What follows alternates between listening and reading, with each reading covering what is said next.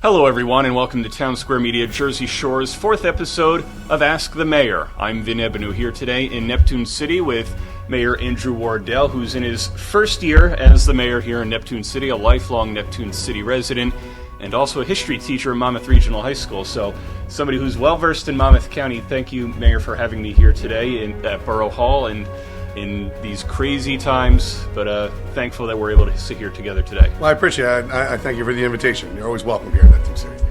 Appreciate see that right away. See, we got a good relationship there going here.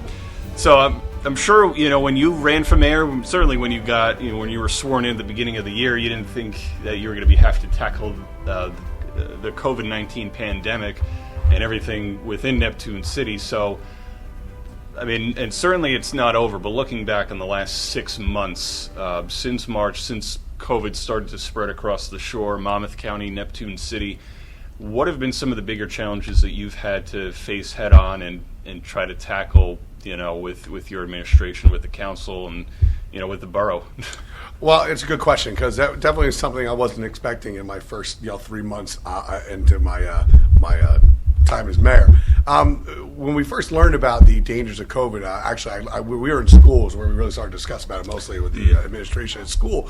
And as we realized the seriousness of it, we started to meet here regularly with our emergency services, our police, and also our staff to try and figure out a course of action to be, more proactive and protective of the people who work here and also our residents. So as the information became rolling in, as you can remember, it was really kind of confusing and people didn't quite understand, the transmission and everything. So, we essentially took the initiative to start closing down places, public places that we had, our library, our community center, our parks. It was one of the first steps that we did to try and limit the spread here in Neptune City. After that, we started getting some more information from the state, Governor Murphy's executive orders, closing down on non-essential businesses, and we followed suit with doing that. We had to do a declaration of emergency with our director of OEM, and so the question that it really kind of that hit us the hardest is how are we going to afford this moving forward here? Because it shut down our courts, and that's some revenue we were going to lose here, and we were going to have to probably shut down a lot of the things that bring in some revenue to the town. So that was an issue that was a concern. That's something that came to mind here. But the most important thing was how do we protect our employees and how we protect our residents. Right. So, we were fortunate that we had some great people around us. Our administrator, Mr. Tribini, did a fantastic job because he was brand new as well. He started when I started. We still started January 1st. So, he literally had to jump in feet first. And, he was the only one in the borough for probably about 2 months, the only person in the building every day. So, I was fortunate to lean on him. And, I also had some of my fellow council members I really leaned on here. So they were, a big help here. Our chief of police was also very much involved in all this here. Our chief of the fire department, first aid. It really was a team effort moving forward. Now, I mean, in terms of expenses, at the recent council meeting, you said that you're looking to get the reimbursement of $43,605. And certainly it's something that Freeholder Director Arnone's been very vocal about in helping towns within Monmouth County with CARES Act funding, helping provide businesses and local communities and everything. Where was the biggest financial impact for Neptune City in regards to COVID-related expenses? So costs going out was probably PPE, protective gear for all of our employees. Sanitizing our building was quite costly actually, because we're not a very big borough, so to hire a company to come in and do the proper sanitation was costing us thousands a week, which is something we didn't budget for. Mm-hmm. We were fortunate that we actually found somebody who was willing to do it twice a day. Our police department was sanitized, and so that was probably our biggest expense, was sanitizing the building here. But also we had to pay DPW to sanitize things in town here, just making sure we build people at home can't see it, but you can see some of the plexiglass barriers for our court here as well. Yes. And all these things, had costs and they add up. In retrospect, I think about our costs compared to some of the larger boroughs, and I think we were pretty fortunate we were able to do it at the cost we were. But, every day something new came in that you didn't budget for, you had to plan. So we're very fortunate that we were able to use the CARES Act to reimburse a lot of that. I really have to be thankful that Monmouth County had the foresight to apply for that grant, and I believe it was $108 million they received here to be able to disperse throughout the municipalities. And we only made up about $43,000 worth of that, but some of the larger boroughs were talking in the hundreds of thousands of dollars had to be reimbursed. So I can't imagine, $43,000 would be a pretty significant financial hit to us, but it wouldn't break us. If you're a town and you had to do $500,000, I can't imagine where they would be right now if they didn't have that CARES Act. So we were very fortunate that we were able to get that money reimbursed. In terms of trying to play Nostradamus here for the rest of the 2020, or even looking towards the 2021 budget, are you concerned at all, or are there some challenges that you feel like you'll have to address because of the pandemic this year, in terms of either delaying things or having to take a look at what expenses you're facing? Right. Well, I mean, I think every mayor in small towns, or even New Jersey, wish they had that crystal ball to be able to know the answer to that one. But yeah, of course, I'm definitely concerned. We were able to maintain, and we were still able to keep the budget fair. We actually had a decrease in the municipal tax rate this year, even during this pandemic. But I can't foresee where we're going to be in 6 months if we don't have a viable treatment or a viable vaccine, and we continue to stay in a small quarantine, or God forbid we get a bad second bout of coronavirus and have to go back into a full quarantine. Right. I don't know if that CARES Act money is going to be available a second time around, and so that definitely does concern me. We lost a significant amount of money in our court fees that we make, and we do. It's not something that was going to make or break us, but it's important to our day-to-day operation. We'd have to cut things otherwise. So yeah, I'm concerned. It's definitely a concern. I know that we're up to the challenge, and we've taken steps to make sure that we're not going to be in too much of a financial burden. But again, you can't predict what might happen in a few months. If this rears its ugly head and becomes even worse than, say, the first bout, I'd hate to think where all the municipalities in New Jersey are going to be. But I believe that science is making good strides, so I'm hopeful. Right. I tend to look at the glass is half full type person here, so I feel confident that we will be able to get through. But is it a concern? It's my job to worry about that. Do you know what I mean? So yes, a little concern.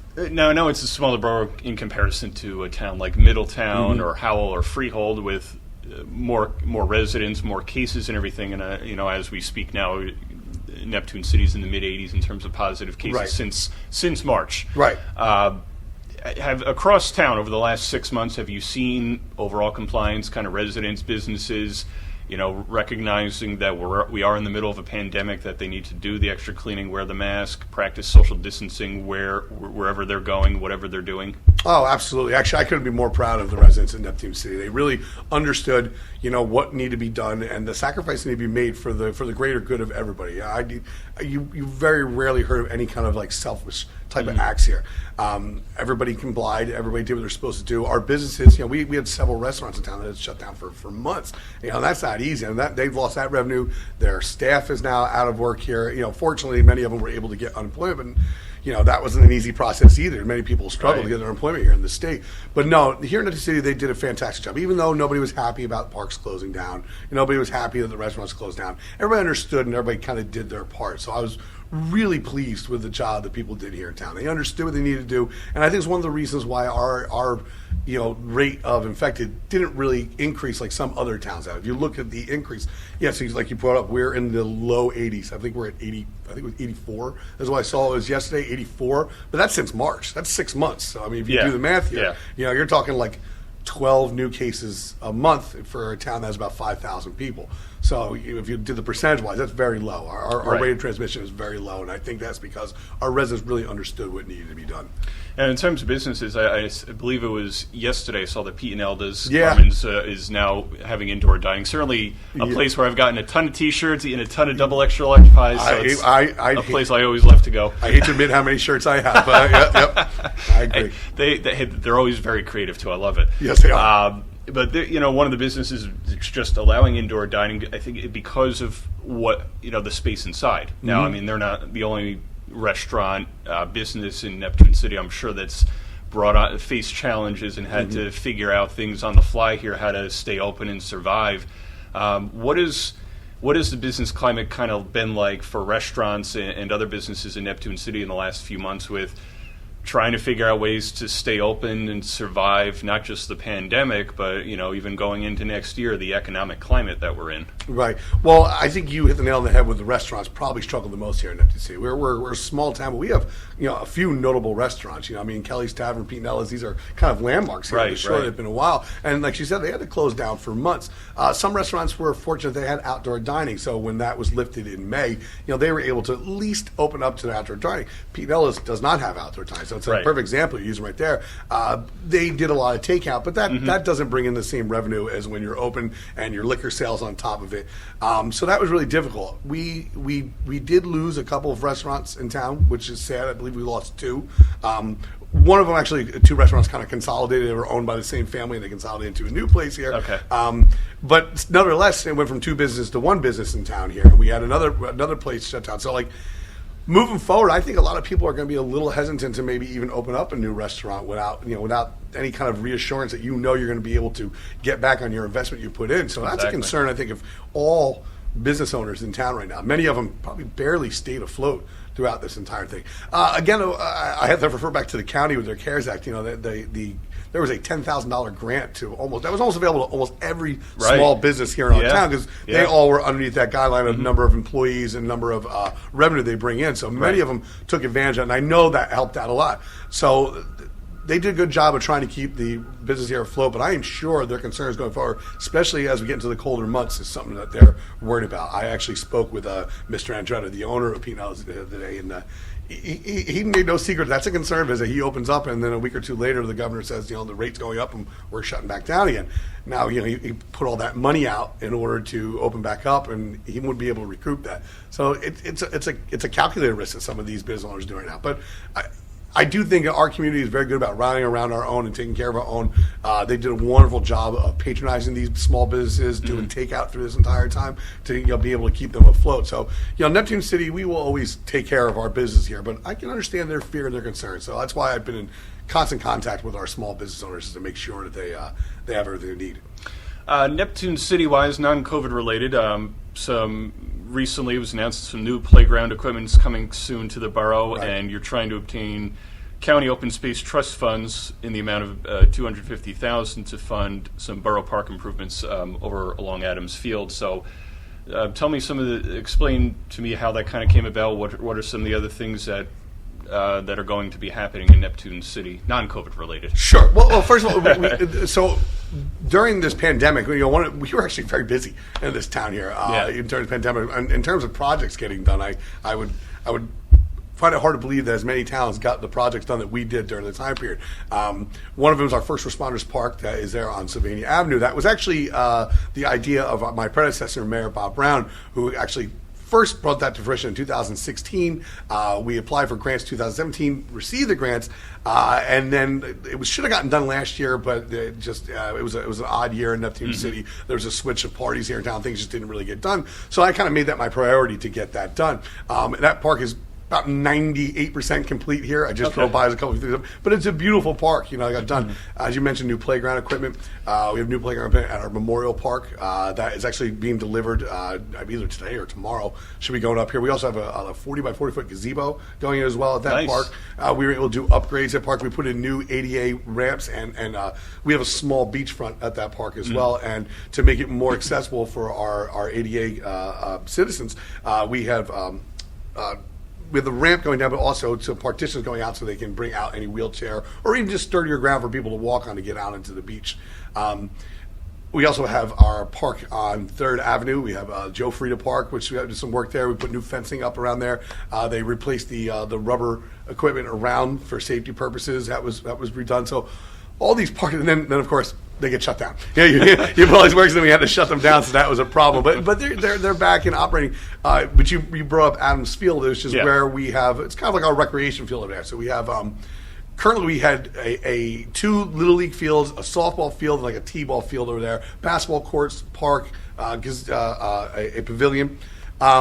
However, we haven't had Little League in Neptune City for probably about 4 or 5 years now, just because the numbers are down. I mean, Little League has gone down across the board, sadly to say. Yeah. So they're not being used, and we want to be able to kind of make that park utilized. So we have these baseball fields that are beautiful baseball fields that aren't really being touched. So our plan is to try and make those into more of a sports-friendly facility with 2 softball fields in there with the movable mounds, so they can be used for both softball and baseball at different ages here.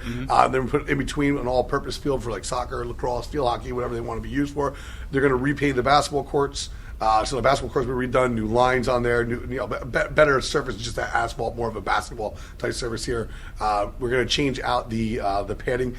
At the park we have, years ago they used to use the recycled tires and chop them up, and which was great at the time because of recycling. But if you go there, you're filthy and you're bringing it home with you. So we're going to put it in just like solid rubber so people don't make that mess and bring it home. Right. So really, I'm trying to make sure that whatever we do, whatever projects we take on in this town here, should benefit the entire borough, and that's been my goal. And I think we're getting to that point here. We really beautified this town here, and done so without having to raise any the taxes for our residents as well. So quite proud to be able to do that. Grant money has been a big part of that here, but they're competitive, as you know. So you have to have good projects when you put them in. Now, this summer certainly was different from a lot of other summers, Right. obviously because of the pandemic, but there was still some sense of normalcy this summer when people were able to get out and go to the beach and the boardwalks and to different summer type events. I know, post-summer here, you recently had a movie in the park where Yep.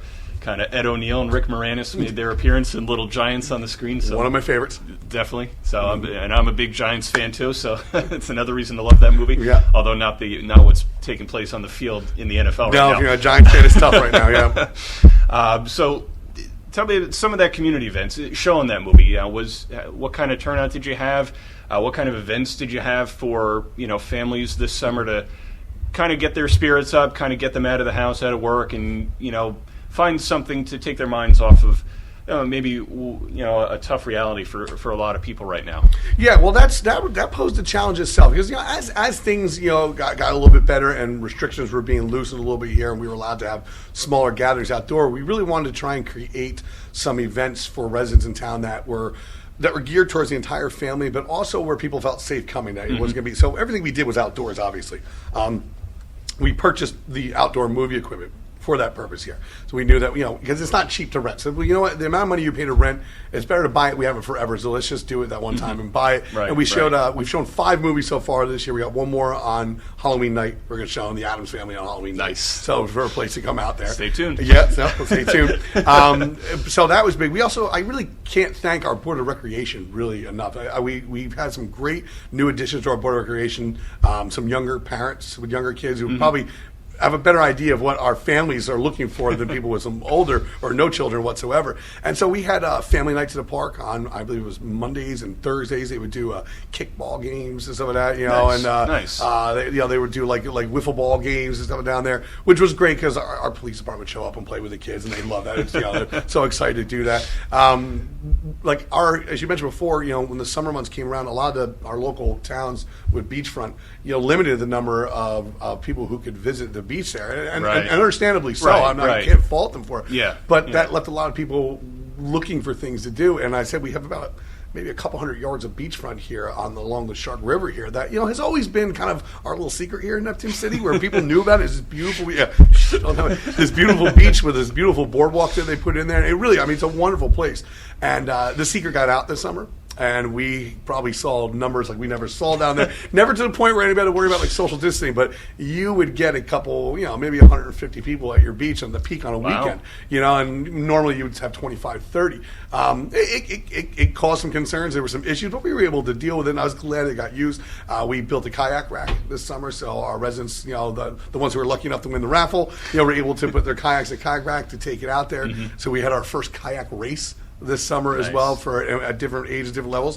So we had like the beginnings of a lot of things that I'd like to see become annual events here in town, and they seem to be very well received, and the people in town seem to be very happy about the things we are doing here. And it's very hard to try and provide things that are relatable to everybody in all age groups, but that's certainly what we try to do. We try to do things for our seniors, our children, and of course, the rest of the population in between. I think we've done a good job. But again, any suggestions? We're open for them. If you have ideas, please don't email the mayor. Yeah, please email me. I'd love to hear your ideas. I might take credit for it. I'm just kidding. But please email your ideas. I'll close up with this. I know as a lifelong Neptune City resident, certainly your first year as mayor and then being on the council as well, what is the best part about being mayor in Neptune City? And then even, of course, beyond that, what makes Neptune City such a great community and a great place to be year-round? Okay, so I'm going to sound hokey, but I swear this is not a mayor thing. I really enjoy being able to help people. It's something I enjoy. I like being able to help people. And when you're in a position like mayor, you have sometimes the ability to help people in ways that other people can't. You have access to things, or you have knowledge of things that other people don't do. And I have been able to help people when they really almost like desperate. I need some help, and I can do it. And I love that feeling. That is really a feeling of satisfaction that's hard to explain and help people. It's probably one of the reasons why I got into teaching. I like being able to help or impart knowledge on other people. As far as Neptune City, it's not uncommon for people like me to live their entire lives here in Neptune City. And people, from outside my town, friends of mine that I've met throughout the years and collected, have always like, what is it with your connection with this town? And then they come here and they meet my friends, and they're all like this. They all love this town. This town is a very tight-knit community. We know each other. We trust each other. We look out for each other. You know what I mean? As I was saying before, we were interviewing police officers recently to replace an opening we have. And one of the things I was like, when you're in a town like Neptune City, just be prepared for people to call you by your first name. The officer part will be followed by your first name. We live in that kind of community where we have that type of relationship even with our employees and our police department. But that's what makes it such a great place to live and a very desirable place to live. Mm-hmm. Our real estate market has really kind of exploded in the last few months because the secrets got out that although we're not a typical shorefront community, we are a shore community. Right. So when you think about our surrounding boroughs here that have shorefront, most people who are blue collar, middle class can't afford to live in these shore communities. Yeah. Neptune City is still affordable. Taxes are low. The housing price, although rapidly climbing, still tend to be affordable for middle class families. So things don't stay on the market very long in this town. It's because of how great this town is, right? We've had great leadership for many, many years, and we've only had 6 different mayors in over 60 years. So that consistency, I think, has been something that's really kind of made Neptune City the great place to live. And we're also extremely fiscally sound and responsible. And so I think that's one of the reasons why we're able to do things and provide these, high services for people, but at a relatively small cost. Mayor Wardell, thanks for having me here today at Borough Hall and for taking out some time to talk about the great things about Neptune City and how you've tackled the challenges that have come in your first year in office with the pandemic and everything else. I appreciate it. Thank you very much for your time. That's Neptune City Mayor Andrew Wardell. Make sure you subscribe to the 92.7 WOBM YouTube channel where you could see more of the Ask the Mayor interview series, including Point Pleasant Beach Mayor Paul Kinitra, Middletown Mayor Tony Perry, and more of our Mayor and Ask the Chief interviews.